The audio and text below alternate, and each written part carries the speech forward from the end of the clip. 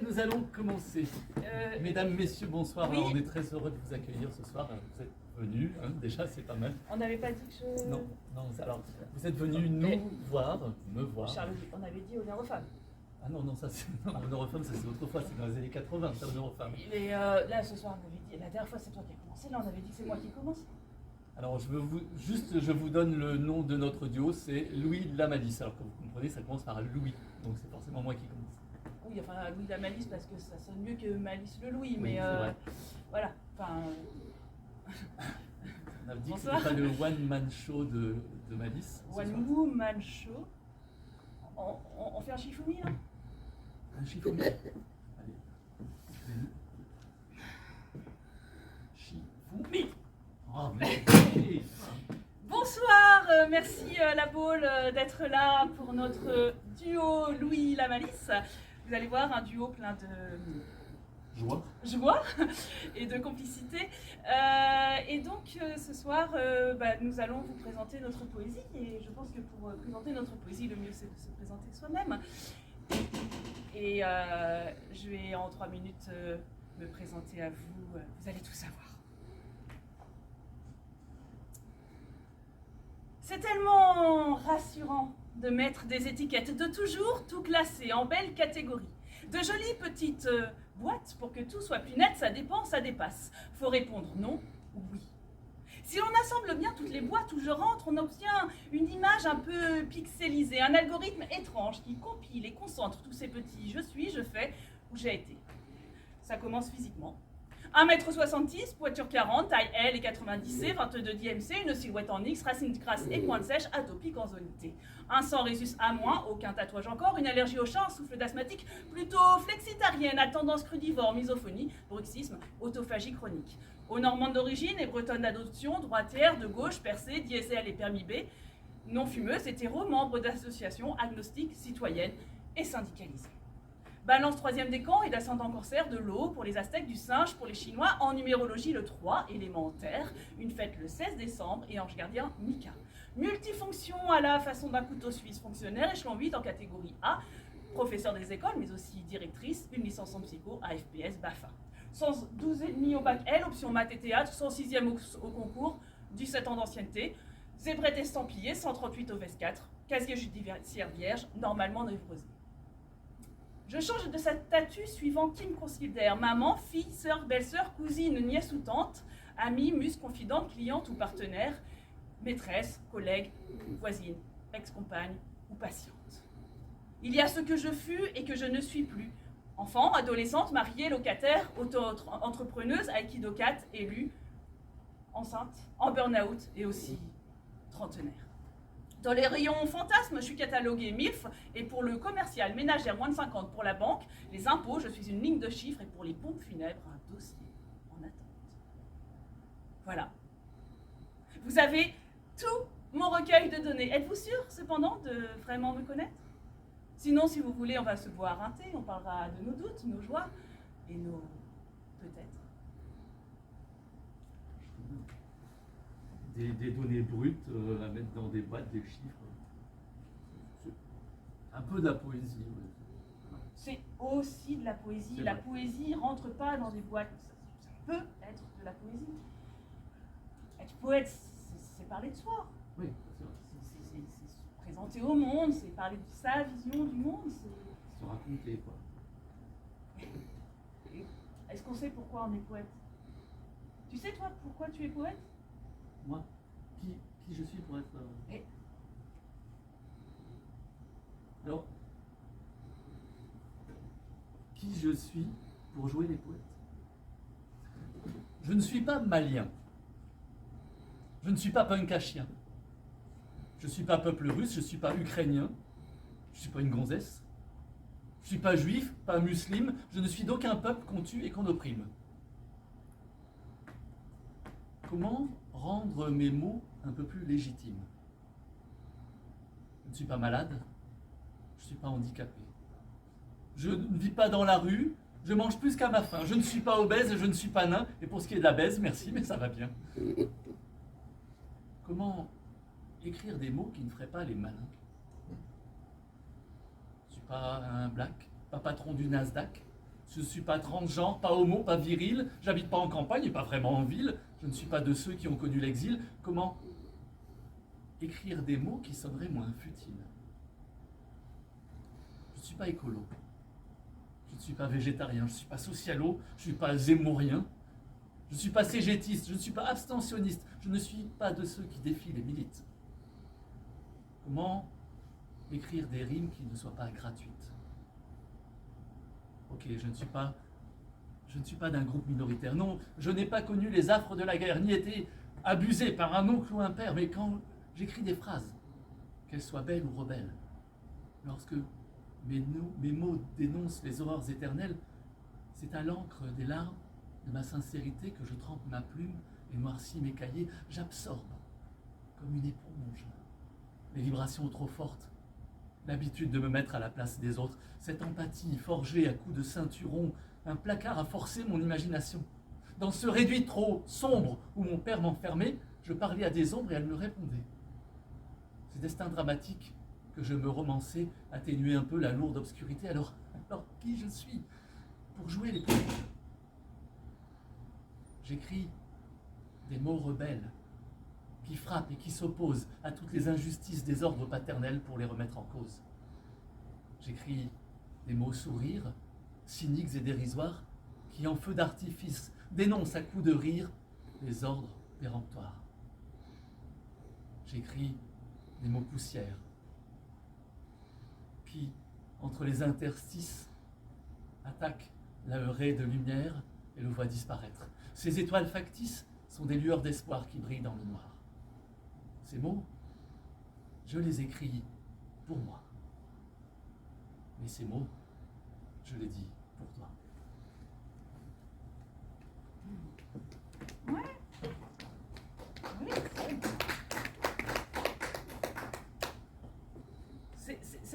c'est un portrait, ça?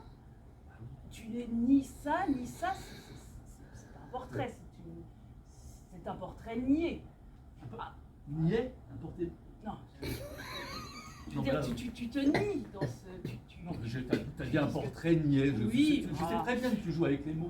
Tu sais Oui, jouer mais avec c'est les ça, niais, les mots. Enfin, bon, c'est vrai qu'on n'est pas obligé de parler soi. On peut aussi juste rester centré sur les mots.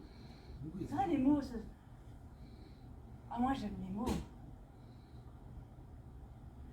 Moi, j'aime les mots sonores.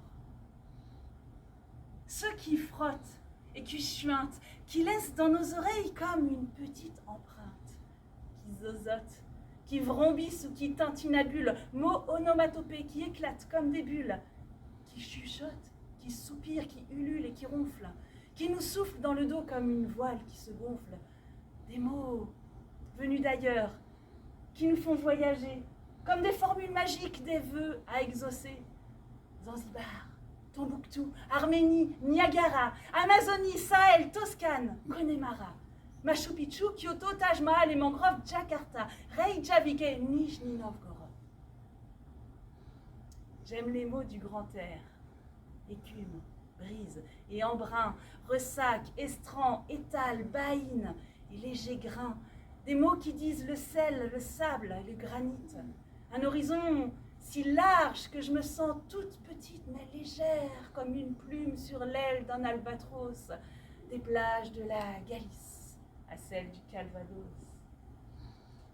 Moi j'aime les mots sauvages, ceux qu'on cueille dans les bois, le bolet, la violette, la myrtille et la noix, tous ces mots gorgés d'eau qui sentent bon les prés verts, je pourrais vous en faire une liste à l'après-vert, des mots qui disent l'automne, la fougère et l'humus, colchique, coquelicot et cumulonimbus.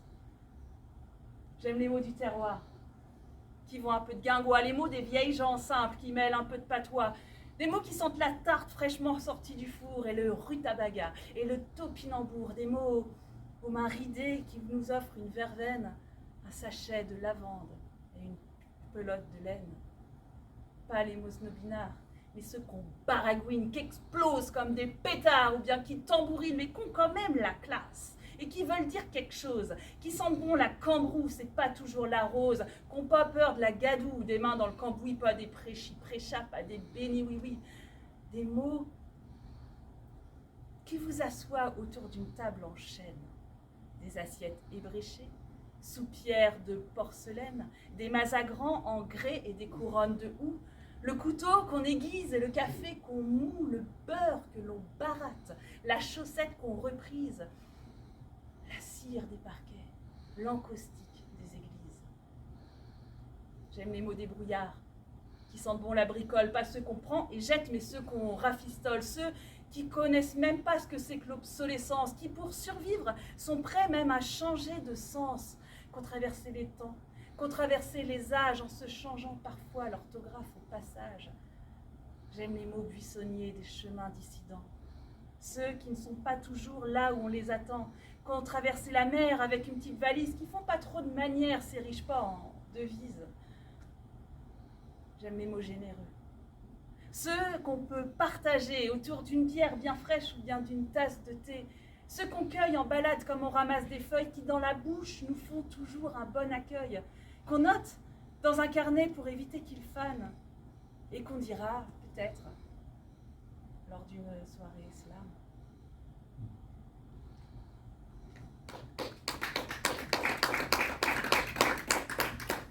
J'aime beaucoup aussi répéter des choses.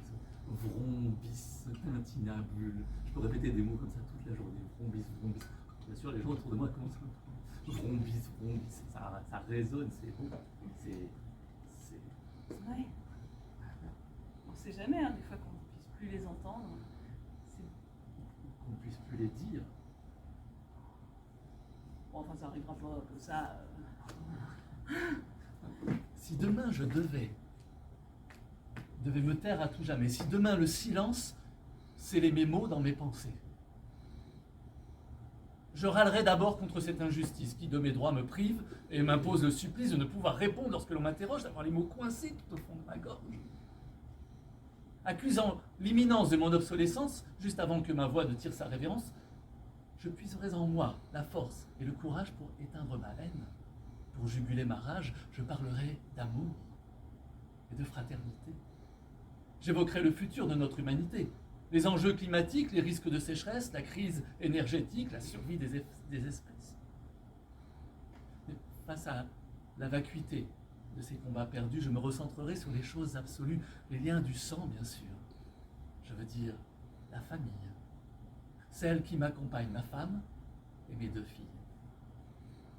Si demain je devais me taire à tout jamais, si demain le silence scellait mes mots dans mes pensées, j'aimerais, avant la nuit, raconter aux enfants les histoires inventées qu'elles réclamaient souvent. Grafouniette, Lilounette, héroïnes en miroir faisaient le point du jour et rassuraient le soir. Le sang de troll coulait pour les anniversaires, la robe de Barbie en guise de dessert, les pots de confiture, de fraises et de mûres, et tous ces Pères Noël qu'on avait vus, pour sûr. Je veux leur rappeler nos fous rires en cascade, les concours de chatouilles et autres rigolades, les sandwichs à la viande mangés sur les rochers ou les temples d'Asie et leurs bouddhas couchés. Elles se sont endormies. Ne les réveillons pas. J'espère que dans la nuit, elles entendront ma voix fredonner les chansons que je créais parfois, chuchoter les derniers « je t'aime » de leur papa. Si demain je devais me taire à tout jamais, si demain le silence scellait mes mots dans mes pensées, mes derniers mots pourraient friser le ridicule, je n'en changerai rien, pas même une virgule. Il faut que tu m'écoutes. J'ai tellement à te dire. Lune, retiens la nuit, ne nous laisse pas dormir. Je veux te rappeler combien je t'ai aimé, depuis l'aube des temps, dans un siècle passé, lorsque nous partagions des paroles pour rire, comment mes jeux de mots avaient su te séduire. Au creux de ton oreille, dans le pli de ton cou, répéter à l'envi nos mots crus, nos mots doux, chuchoter nos plaisirs jusqu'au petit matin, transformer notre lit de nos cris en écrin. Approche, je t'en prie, mon ami, mon amour, déesse de mes nuits, princesse de mes jours. Mes derniers mots, c'est sûr, ne seraient que pour toi. Si demain je devais perdre la voix, si demain je devais me taire à tout jamais, si demain le silence scellait mes mots dans mes pensées, si demain je devais, si demain le silence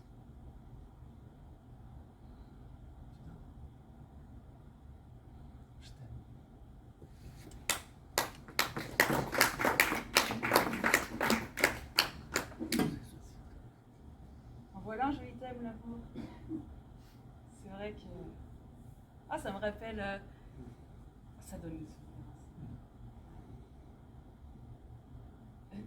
Chez ma grand-mère, il y avait une carte postale dans les toilettes, enfin, tu sais, les ardoises, là, où il y avait des petites phrases comme ça, c'était des dictons. C'était écrit le sourire ne coûte rien à celui qui le donne, mais apporte beaucoup à celui qui le reçoit. Là, ton texte. Ah, ça me rappelle une autre anecdote. Maternelle. Petite section. Moi, coupe au bol et cheveux blonds. Un grand type entre dans la classe avec une sorte de grosse besace. Il a l'air d'être pressé, nerveux. Moi, j'étais tranquille au coin jeu. Il sort un appareil photo, nous regarde comme s'il était au zoo. Il s'approche de moi un peu vite et dit allez, souris, petite. J'étais bien là. J'étais toute seule. Je viens de finir mon puzzle. Il est pas beau, il sent pas bon. Je souris pas sur sommation. Quand arrive l'heure des parents, mes camarades sont tout contents. Ils racontent c'était la photo. Et t'as vu comme je m'étais fait beau. Moi, avec ma mine renfrognée puis ma grosse voix de bébé, j'ai fait à papa cet aveu. Je voulais pas sourire au monsieur. Repas de famille, j'ai 8 ans. Autour de la table, on attend que mamie amène tous les plats pendant que Pépère reste posé là, derrière son gros ventre, son pastis.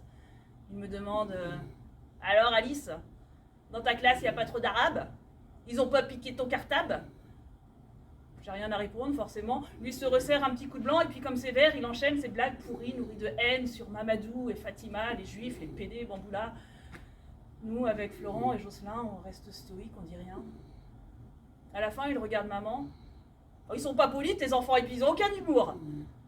Et sur le chemin du retour, elle nous dit « Je suis fière de vous, de ne pas avoir souri du tout. » J'ai 14 ans. Et c'est l'été. Mon corps commence à bien changer. Il y pousse des trucs de partout, un petit peu trop vite à mon goût. Un type m'accoste sur le trottoir, blouson en jean et une lunette noire. « Tu vas où? Je peux t'accompagner? Faut pas rester toute seule, beauté, on sait jamais sur qui on tombe quand on est une jolie petite bombe. T'as de la chance, moi je suis sympa, j'en connais qui hésiteraient pas. Bon allez, fais-moi un petit sourire, ça te coûte rien, ça me fera plaisir. » J'essaye de ne pas sourciller, morte de trouille, sans le montrer. Je veux pas entrer dans le processus qui fait qu'ils en veulent toujours plus, donc j'ai continué sans rien dire, en gardant pour moi mon sourire.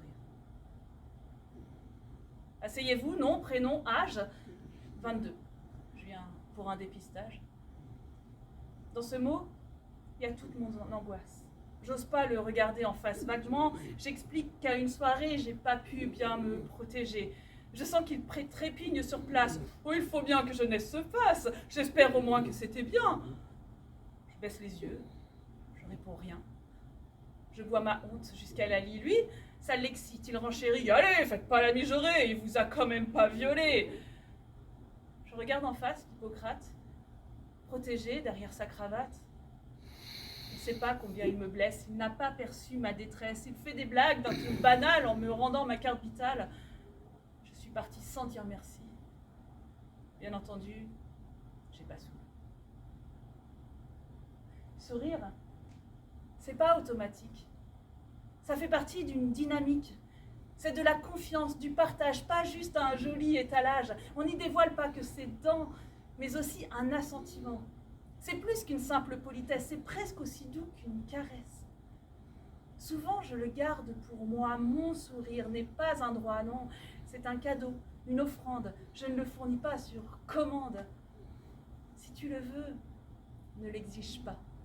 Sache l'apprécier quand il est là. Interroge-toi s'il disparaît et respecte-moi, s'il te plaît. Mais comme j'aime la vie et les gens, quand je souris, je fais pas semblant. Je l'accroche d'une oreille à l'autre et j'apprécie de voir le vôtre. Alors, sourions à la vie. Seulement si on en a envie.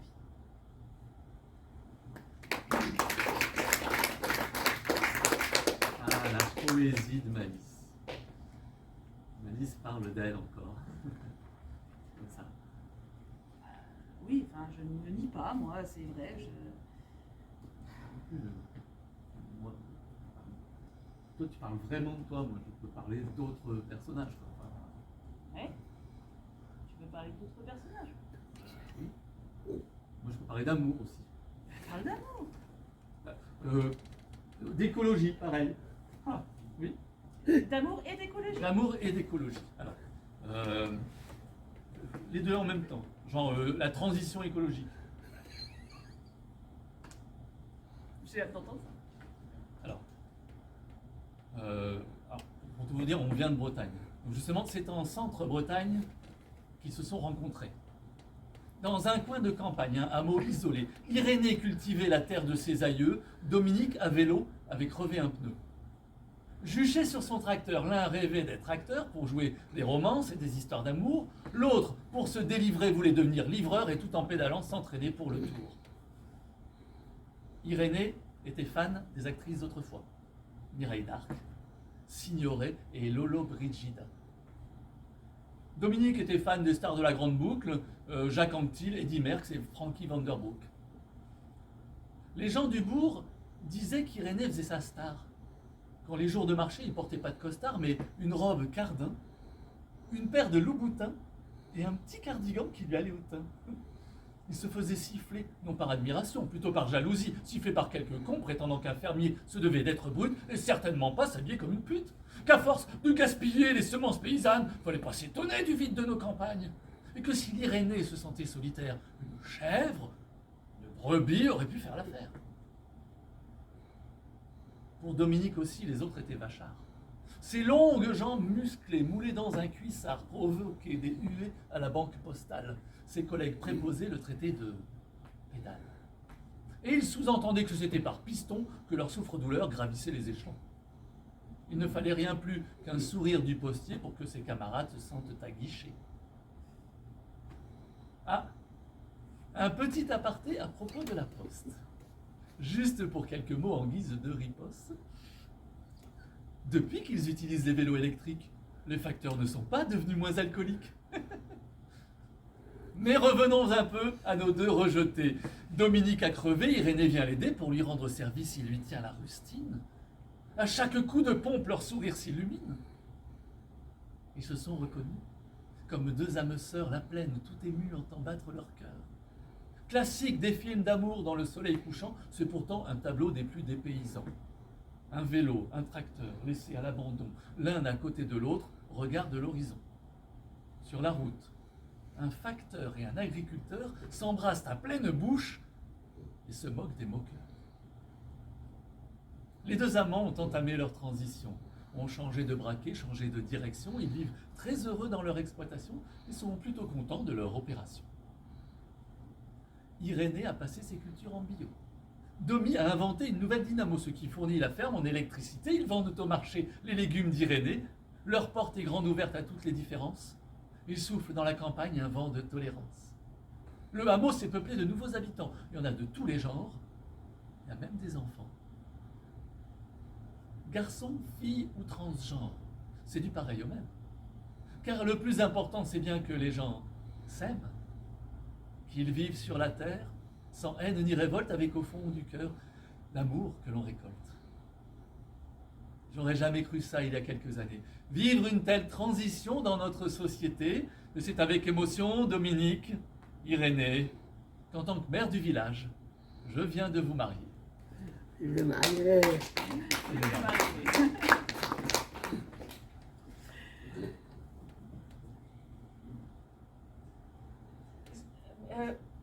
C'est pas clair. C'est pas clair maintenant. C'est vrai qu'on mélange tout, masculin, féminin, les genres, tout ça. Il faut des règles. Oui, enfin, on n'est pas en grammaire non plus, c'est la vie. La grammaire, au moins, pose les choses. Et le masculin l'emporte sur le féminin. Ouais. Le masculin l'emporte sur le féminin. Cette sentence, imposée par notre chère grammaire, le masculin l'emporte sur le féminin. Il y a du misogyne dans la langue de Molière. S'il y a dans l'assemblée 1000 nanas et un mec, même un tout gringalé, bah c'est lui qui prévaut. Même si ça semble injuste, faut s'accorder avec, dire il avec un S ou dire vous êtes beau. Il n'y a pas que la grammaire, il y a aussi le lexique qui hiérarchise le genre et qui a pour effet de faire un mot masculin un titre honorifique et de son féminin, bien souvent, un objet. Il vous faut des exemples? Eh bien, j'en ai des tas. Tenez, pour commencer, celui-là. Le gourmet. Le gourmet, homme de goût qui apprécie les plats, une gourmette, gros bijoux qui pendouille au poignet. Dans le même ordre d'idée, on a le chevalier. Il porte une belle épée, une armure, un blason. Il est preux, il est noble sur son fier destrier. La chevalière, une bague portant un écusson. Dans le rayon surhomme, invoquons le héros. Ses exploits, ses pouvoirs le séparent du kidam, mes côtés héroïne, ses seringues égaraux, poudre blanche addictive qui intoxique votre âme. Si le haut fonctionnaire de l'Empire de Chine s'appelle le mandarin et fait régner sa loi, il n'en va pas de même de la ronde mandarine, dont les quartiers juteux s'écartent avec les doigts. En Afrique, sanctuaire des traditions orales, c'est avec dévotion qu'on écoute le griot. La griotte, en revanche, cette cerise qu'on avale, on gobe son jus sucré et on crache son noyau. Religieux respecté, c'est le moine capucin. Fleur sauvage orangée, la petite capucine. Voyageur long cours, c'est le brave marin. Peinture au charme désuet, c'est ce qu'est une marine. Le patron du bistrot s'appelle le cafetier, mais c'est bien sa machine qu'on appelle la cafetière. L'homme qui travaille la terre s'appelle le jardinier. Le pot à géranium s'appelle la jardinière. Et même quand les deux genres désignent une personne, il y a bien souvent une vraie distinction, un rien de dissonance sémantique qui détonne et dénote un écart de considération. On ne manque pas d'exemples dans les titres de France. Le doyen est le chef de l'université. La doyenne, la plus vieille mémé de l'assistance. Distinction au mérite ou bien à la durée. Le maître, spirituel, nous élève, nous sublime coup de maître, main de maître, c'est le maître étalon. La maîtresse, en revanche, reste l'illégitime, simple maîtresse d'école, de bal ou de maison. L'homme public est un homme qui harangue les foules, qui expose ses idées et suscite l'adhésion. La femme publique, rien d'autre qu'une femme qui vend son boule, une poignée de plaisir contre quelques bifetons. Et si je vous disais qu'un homme fait le trottoir? Au mieux, il le fabrique. Au pire, il donne des tracts. Si je dis maintenant qu'une femme fait le trottoir, don't act.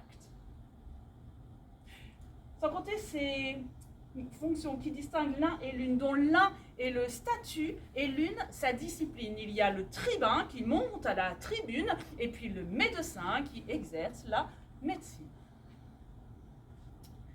Il y a tous ces noms qui n'ont tout simplement pas de terme féminin qui ait la même valeur.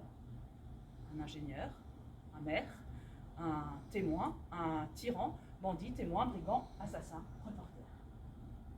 Juste un petit dernier qui nous laisse toutes rêveuses. On peut être perdante, mais quid d'une femme vainqueur? Empruntons aux Anglish, on est donc des winneuses. L'Académie française a encore du labeur. Oui, la langue évolue, elle devient inclusive et parfois ça surprend et parfois ça agace, mais une langue vivante se doit d'être active pour que tout un chacune puisse y trouver sa place.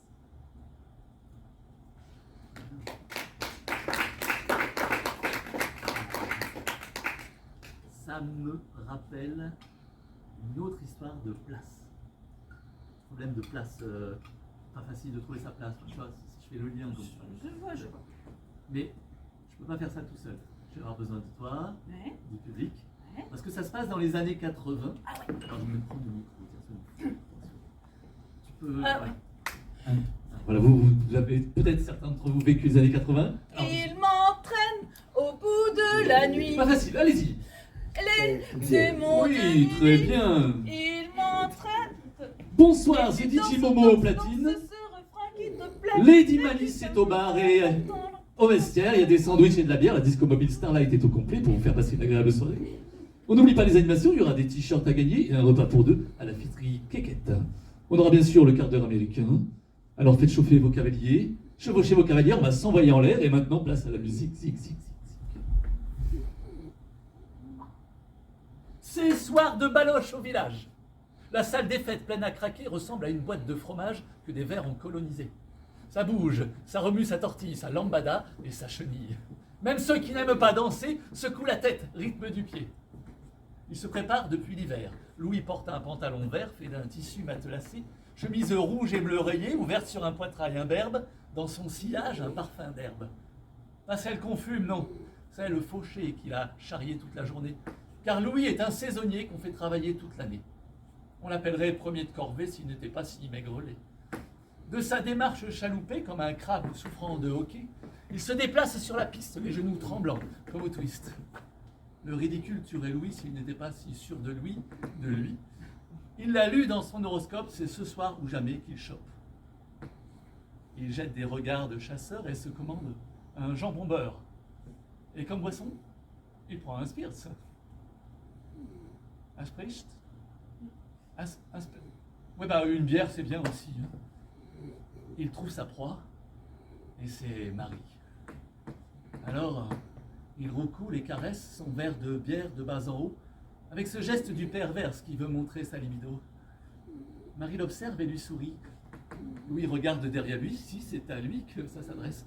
Il pense à fuir, gros coup de stress. Marie, lascive, s'approche du bar. T-shirt moulant, short léopard, le tout rempli, prêt à craquer, incarnant un régime carné. Mais comme le disait sa mémé, mieux vaut faire envie que pitié. Le sourire légèrement tordu, elle descend son jean, Malibu. Heureuse comme dans un méchoui, la gourmande aborde Louis.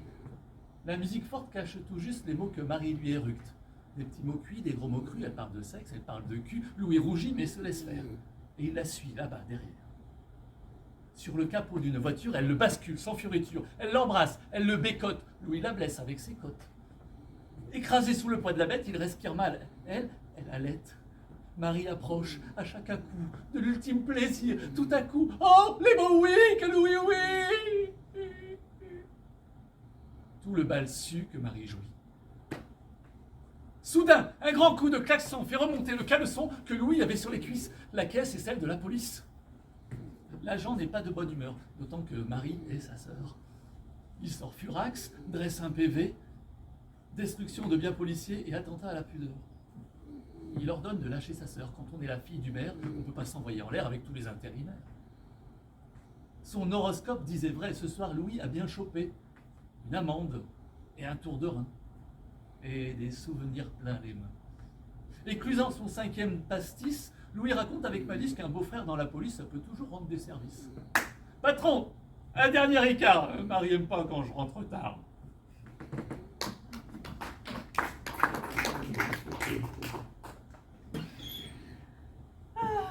Tu nous en fais vivre des souvenirs. Ça me rappelle, moi aussi j'en ai fait des balles. Ah bah c'est un film. Enfin, Ça moi, t'aurais pu rencontrer Louis. Oui, enfin moi c'était pas dans les années 80. hein. Ouais, mais c'est vraiment c'est à ce genre de soirée que j'ai fait la rencontre la plus importante de ma vie. Oui, c'est d'ailleurs là dans les balles. Oui, eh ben oui. Je te raconte. Ah oui, c'est J'ai rendez-vous ce soir avec mon tendre amant. C'est un amant fougueux, c'est un amant puissant. Il me sert tous les soirs d'une solide étreinte. Ses effets sur mon corps ont laissé leurs empreintes.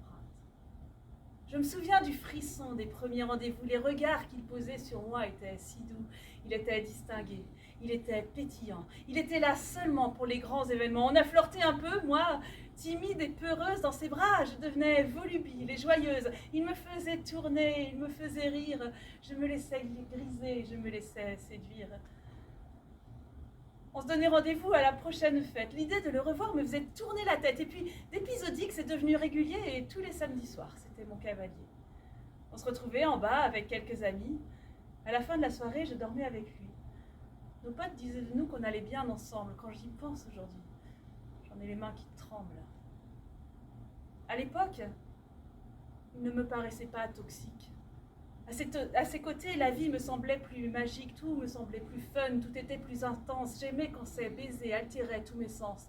Nos nuits étaient torrides, nos longues étreintes fougueuses. Le lendemain matin, j'avais la bouche pâteuse, les idées embrumées et les reins vermoulus, mais un baiser de lui, il n'y paraissait plus. Et puis, un jour, il est venu pour s'installer. Sur ma vie quotidienne, il s'est mis à régner, il gérait mes envies, il gérait mes horaires et je ne pouvais plus rien faire en solitaire. Il me suivait partout. Ce n'était pas difficile. Il avait ses entrées, il était habile, il faisait le type bien sous toutes les coutures et savait s'adapter, prendre toutes les allures. On le croisait très chic, au vernissage mondain, smoking et petit four et une coupe à la main. Le lendemain, en Marcel, au barbecue du dimanche, la grosse mousse en canette et le saucisson en tranches.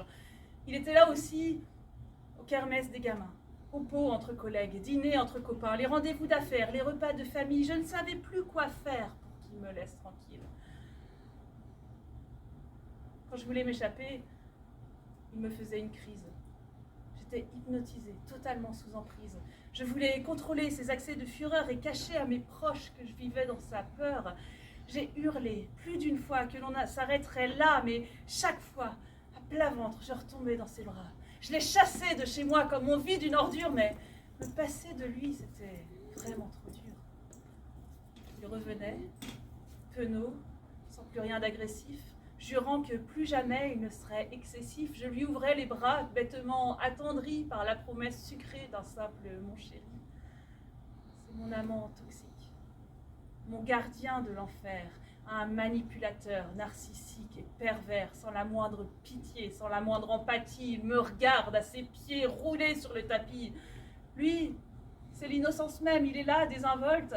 J'ai beau me répéter que le diable l'emporte, c'est moi qui vais vers lui, qui me jette dans ses bras, qui le cherche, qui le guette même quand il n'est pas là. Et puis je ne suis pas dupe. Je ne suis pas sa seule prise. Que d'autres ici l'adorent, je ne serais pas surprise. C'est un fin séducteur, il étend son harem, et je ne suis pas la seule à qui il dit « je t'aime ». Si moi je suis à lui, lui, il est à tout le monde. Pire qu'un Mac albanais, c'est une bête immonde, c'est ma prison intime, l'élagueur de mes ailes. Il me rogne, il me ronge, il me brûle la cervelle. Il fait partie de moi et je l'ai dans le sang. Je vais le retrouver d'ici quelques instants.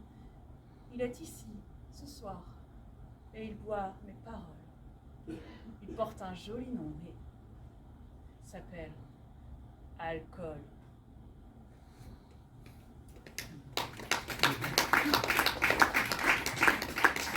C'est sûr que c'est une relation toxique. Eh oui, tu sais, l'amour, c'est pas toujours un long fleuve tranquille. Tout le monde n'a pas eu la chance de rencontrer ta femme. C'est vrai. Donc c'est vrai qu'il y a des histoires d'amour qui se passent pas très bien. Voilà, ça me fait penser à une histoire aussi. Mais c'est l'histoire d'une Alice, mais c'est une autre Alice. Ça, c'est une Alice. Voilà. Je vais vous raconter ça. Ça se passe plus dans les années 80. Donc là, vous avez bien participé sur la chanson tout à l'heure. Ça se passe de nos jours. Ça se passe tous les jours d'ailleurs. Ça se passe dans le sud de la France. J'aimerais même que vous fassiez les cigales. C'est juste 2 petites lettres. Ah, on y est, hein. Le soleil, les cigales. L'histoire d'Alice, la métisse, commence comme un délice. Il y a les yeux bleus cieux de Yanis, le kabyle des quartiers de Nice, qui lui jette des regards complices. Ça la fait sourire, la miss. Un soir, il l'entraîne à l'ibis. Il sent la menthe et la réglisse. Il lui caresse les seins, les fesses, les cuisses. Elle tombe dans un précipice d'amour. Ensemble, ils jouissent. Elle voudrait que la nuit jamais ne finisse. Il est beau comme un dieu. Elle a 18 ans, lui 32. Elle veut faire sa vie à deux. Adieu. Ses parents sont silencieux, pas muets, non des taiseux. Malheureux, mais qu'est-ce qu'on y peut? C'est Yanis qu'elle vénère. Plus son père ni sa mère, alors il la laisse faire, même si ça les rend vénères. Alice et Yanis s'unissent, méritent Nice comme dans une histoire d'amour sur M6. La vie à deux, c'est pas toujours plein soleil. Même s'ils ont chez eux un appart à Marseille. Elle se lève le matin pour chercher du boulot, à midi elle revient, elle ouvre les rideaux. Mais qu'est-ce qu'il a foutu? Il est encore au lit. Il se gueule dessus, puis se réconcilie. Il est plutôt du soir. Et avec son trafic, c'est pas sur le marché qu'il va se faire du fric. Mais non, mais n'aie pas peur. Elle s'en fout, la police. Je suis pas un dealer, c'est que du cannabis. C'est pas ce que tu ramènes qui va payer la bouffe. Et toi, qu'est-ce que tu fous le soir avec cette pouffe? Arrête, me frappe pas, je suis désolé, Yanis. Arrête, je t'en supplie. Dans mon ventre, il y a ton fils. Il pleure et il s'excuse. Mais faut pas l'énerver. C'est de sa faute à elle s'il peut plus la toucher. Il a juste des besoins comme les êtres humains. Elle pourrait le comprendre, faire un effort au moins. Plus il rentre saoulé, plus il se laisse aller à lui mettre des pains, elle en prend des salés. Pour lui cogner dessus, il a toujours raison. Qu'il pleuve, qu'il vente, qu'il neige, c'est toujours la saison. L'enfant avant naissance aura connu déjà dans son ventre, par sa mère, une souffrance qu'on n'imagine même pas. Enceinte jusqu'à l'os, elle fait son sac à Nice. Elle part, elle et son gosse, chez ses parents à Nice. Quand Yanis la rattrape, elle est sur le vieux port. Il la shoot, il la tape, la traite de pute, ce porc. Elle attrape une lame, fait une fente en son homme, sans verser une larme, le transforme en fantôme. Une journée de la femme. 364 pour les infâmes. L'année bissextile, si t'as pas le bon sexe, tu le regrettes un jour de plus. Un jour de plus. C'est une histoire toute en tristesse. Une ordinaire qui vous laisse sans voix, sans moi, sans toi. Hélas, Alice. La vie, elle est salace, Alice. Hélas, Alice. Moi, je t'aurais bien dédicacé des mots, une colère, des pensées, mais tout ça, c'est pas assez. Tout ça, c'est dépassé. Il n'y a plus qu'à se lamenter. Plus qu'un slam hanté. Par toi, Alice. Allez, barre-toi, Alice.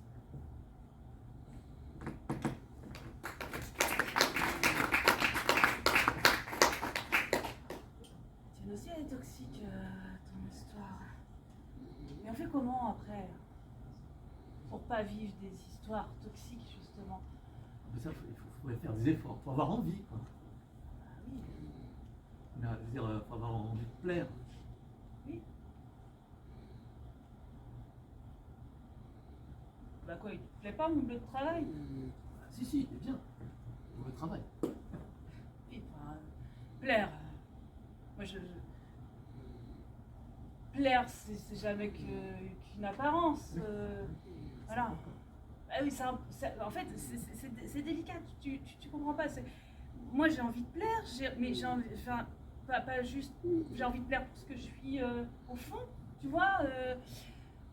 Vouloir construire une histoire, c'est pas juste du maquillage, les filtres, les machins. C'est qu'une enveloppe, tout ça. Et comme on dit, l'enveloppe, ce qui est important, c'est la lettre qui est à l'intérieur. C'est vrai. Mais on n'attrape pas un brochet avec du fromage.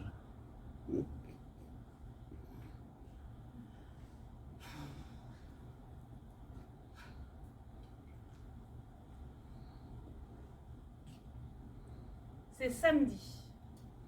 Et ce soir, elle veut aller danser. Nue devant le miroir, elle évalue le chantier. Élabore mentalement tout un plan de bataille. L'ambition est immense et les enjeux de taille. Révéler de ce corps tout le charme potentiel comme on ferait des lofts d'une friche industrielle.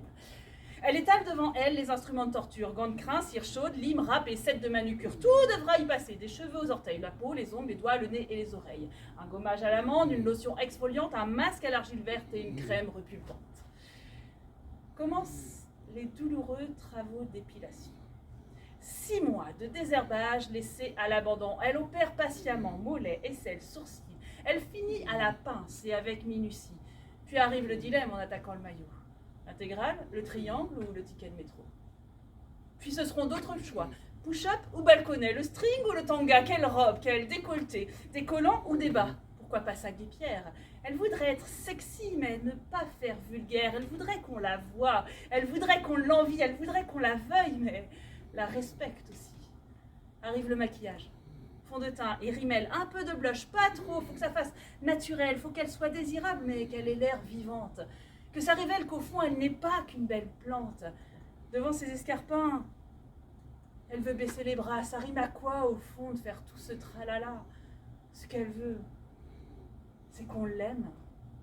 Sans tous ces artifices, avec ses poils, ses plis et puis ses cicatrices, quand elle bouffe, qu'elle s'exclaffe, et puis même quand elle pète, même quand elle est bourrée et pas juste pompette, même dans son bikini qui se fout bien de sa ligne, qu'elle déborde de son jean, qu'on l'aime. Point à la ligne. Ce qu'elle veut, c'est saisir l'amour à 2 poignées, donner, prendre, recevoir, et puis encore donner, qu'on l'aime. Même quand toutes ces couleurs se mélangent, cerne mauve, peu rose, coup de blouse et peau d'orange. Et que l'on aime en elle tout ce qu'il y a d'animal. pas de doigts, rides du lion et culottes de cheval. La plus belle courbe d'une femme, c'est celle de son sourire. C'est de cette étincelle que doit naître le désir. Mais bordel, aimons-nous à s'en péter la panse et sans se demander ce que les autres en pensent. Soyons vrais et vivants, on veut du fun, du cul. Sortons de nos carapaces, on n'est pas des tortues. Et sérieux, arrêtons de nous photoshopper, c'est pas ton magazine que j'ai envie de choper. On sait plus faire le tri entre info et intox à force d'être tous reliftés au botox comme si c'était la honte de juste faire son âge. Non mais sérieux des fois. Ça ne vous fout pas la rage? Toutes ces pubs qui affirment qu'il ne faut pas prendre un gramme, toutes ces putes qui s'affichent sur leur compte Instagram. La réussite maintenant, c'est d'être influenceur. Ce que veulent les gamins, c'est être youtubeur. Fini pompier, médecin, avocat, astronaute, ils veulent plus faire du bien. Ils veulent avoir la cote. Faut voir ce qu'on leur offre comme modèle, nous, les grands. À dire que tout va bien et à juste faire semblant. Avoir des ambitions, les laisser au placard. Faire toutes ces simagrées pour le moindre rencard alors qu'on est si beau, qu'on a tant à donner, qu'on dort tous bien au chaud, qu'on est en bonne santé, avec nos têtes qui pensent, avec nos cœurs qui battent. La vie est bien trop courte pour s'épiler la chatte.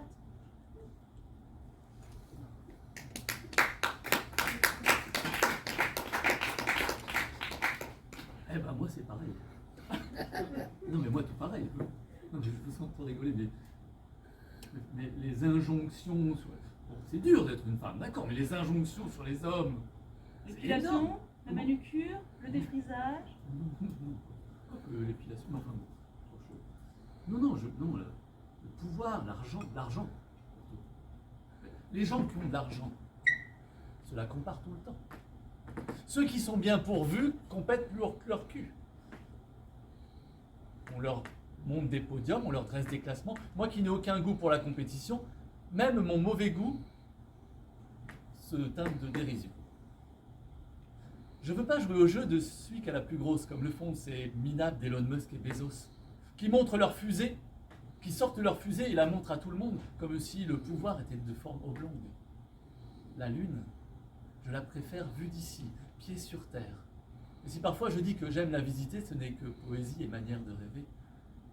Avec mes mots amour, j'aimerais la décrocher pour te l'offrir un jour, en cadeau, à tes pieds. Mais je n'ai pas envie qu'elle soit colonisée et qu'un jour y habite et aille la piétiner ces crétins pleins de fric qui se baladent en SpaceX. Je veux pas faire le game de ceux qui ont le plus gros, comme le font ces blaireaux de Bill Gates et d'Arnaud, qui sortent leur chéquier et la roste à la ronde, avec condescendance et suffisance immonde. J'ai pas le logiciel pour me faire de l'oseille. Je suis pas un mouton de la surconsommation. Je suis pas à la mode, j'ai pas le bon dress code. Le jour du défilé, j'ai cassé ma télé. De toute façon, j'achète pas des habits qu'on met pas. Je suis trop gros, trop tordu. J'ai trop de ventre, trop de cul. Je veux pas sur mon corps des peaux d'animaux morts. Je préfère mes vieilles frusques que de péter dans leur luxe. Je fais pas la compète de ceux qui ont le plus gros comme le font. C'est comme font les pornstars de Manix ou Rocco, qui enchaînent les conquêtes comme on tue du bétail, qui continuent à croire que l'important c'est la taille. L'amour, moi je le vois au creux de ton épaule, pas à travers le bois des trous d'un gloriole. Et si parfois je cède trop vite à la gloriole, c'est parce que je concède. J'aime nos cabrioles, mais j'aime autant, mamie, quand un fouet à la main, je monte une chantilly et en un tournement, une mousse chocolat dans laquelle gloutonne tu tremperas le doigt en disant qu'elle est bonne. Je fais pas la compète entre tous les... Je fais pas la compète de ceux qui ont la plus grosse, comme ce Francky Vincent, cette espèce de bolos qui mettait en chanson ses plus viles pulsions en rabaissant les femmes jusque dans son caleçon. Je sais pas à quoi pensent les gens qui récompensent. Moi, les arts et les lettres, ils savent où se la mettre. Pour mes humbles rimailles, je veux juste un ticket, sûrement pas de médaille. C'est trop lourd à porter. J'accepte aussi fièrement vos sourires à mes mots et vos applaudissements quand j'ai fini mon show. Même si je l'avoue, elle est toute petite, je le dis devant vous, la poésie m'habite. Mais je veux pas faire la course contre tous ces big boss. Ces types cotés en bourse qui en ont de très grosses, qui ont été élevés au pétrole de Dallas, qui trouvent que c'est la classe de vendre des avions de chasse. Moi, j'aime les rafales quand c'est du vent qui souffle. Et je comprends pas comment tous ces maroufles se font autant de fric pendant une pandémie grâce aux guerres en Afrique, aux crises en Asie. je me calme. Ça n'est jamais qu'un slam. Juste un de ces bourrimets qu'on aime à partager. Mais quand même, le monde pourrait vivre un peu mieux si les hommes cessaient de se comparer la queue.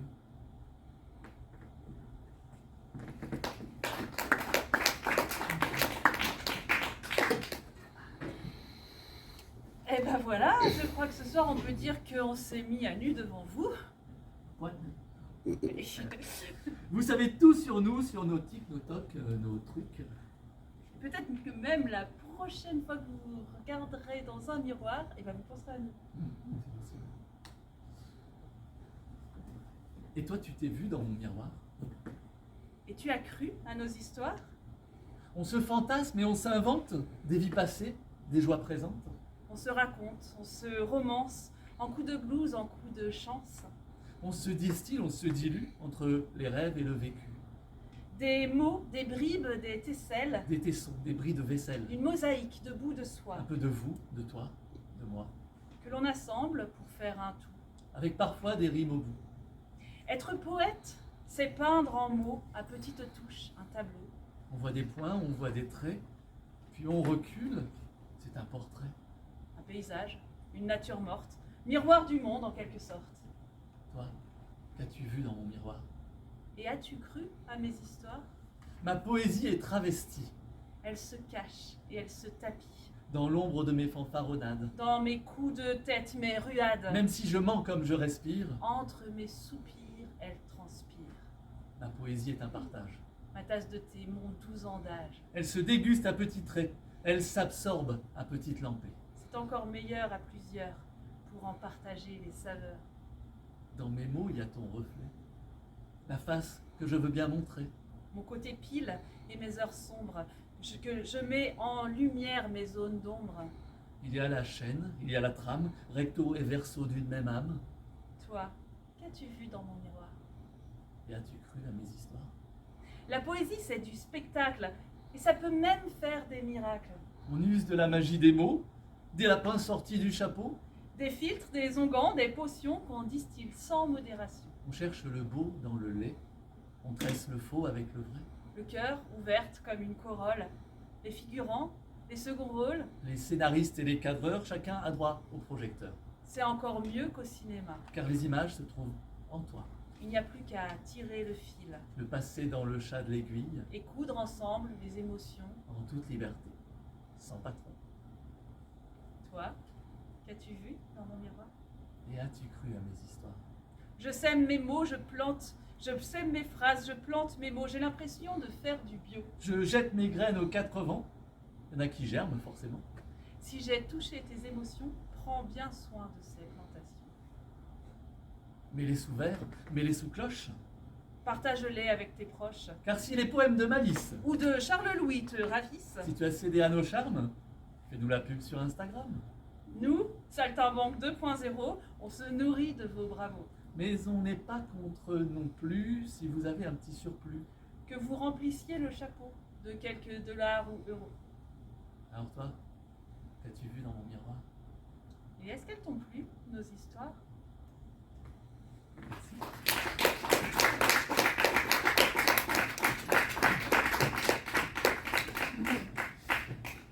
Merci beaucoup, public de la Baule.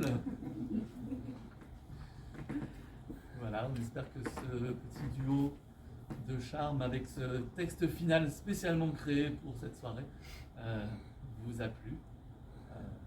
Voilà, merci beaucoup. Et on parlait de chapeau, mais Donc effectivement, le chapeau. le chapeau, c'est ma fille Juliette. Si vous pouvez, elle a une grande poche kangourou et elle peut recevoir l'eau ball si vous souhaitez participer à notre venue ici. Comment? Ah bah alors s'il y avait Ah. le chapeau au début, alors. Une maison de chapeau. Ah d'accord, alors c'est bon parce que D'accord. j'avais un chapeau mais il reste ça. Vous avez, si vous le souhaitez aussi, des petits fascicules avec les textes, certains que vous avez entendus ce soir et d'autres que vous n'avez pas entendus, vous aurez peut-être la joie de lire, qui étaient à l'entrée. Mm. Et puis, voilà. Il y a encore des Et- exemplaires de ton roman? Non, j'ai un exemplaire juste en présentation de mon roman, il est en phase de réimpression. Et d'autres, Par contre, il y en a plein du sien. si vous le souhaitez. J'ai deux noms. Charles Louis, c'est mon nom de slammer. Et Michel Bonassès, c'est mon nom de romancier. Lequel est le vrai? Alors ça, même moi, je ne sais plus. À l'entrée, juste sur la table de l'entrée. Et un recueil de slam. Moi, j'ai 2 recueils de slam, 2 recueils de nouvelles, et le roman, il est en cours de réimpression, mais il y a le marque-page qui peut vous le présenter et sur lesquels il y a les références pour pouvoir le recommander ensuite auprès de moi si ça vous intéresse. Voilà. Et pour la suite de la soirée, ceux que ça intéresse également peuvent... on va faire juste une petite pause là et après 3 minutes, 3 minutes 20 secondes. Pour que vous nous disiez qui a envie de dire un texte. On sait qu'il y a au moins 2 ou 3 personnes là qui ont envie. Peut-être que pour ne pas perdre notre public. Ah oui, bah peut-être qu'on va pas... Peut-être, hein, je sais pas. Est-ce que vous avez besoin d'une pause? Je m'avance pour mieux vous voir. Comment? Pas nécessairement? Non, pas de pause pipi, Non. de cigarette, non, c'est plus à la mode. Est-ce que certaines personnes dans le public aimeraient dire quelques vers?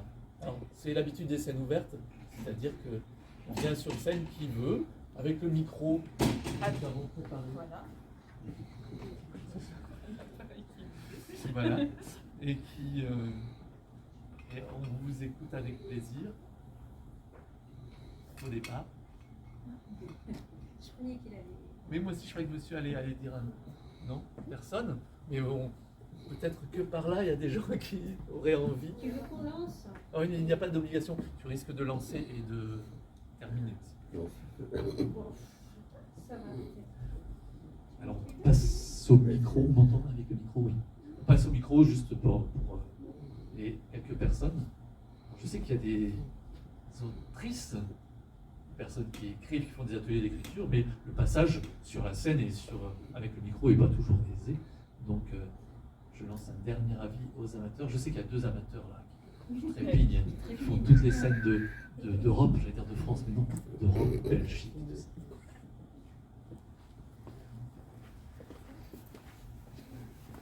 Personne par là? Nos amis René?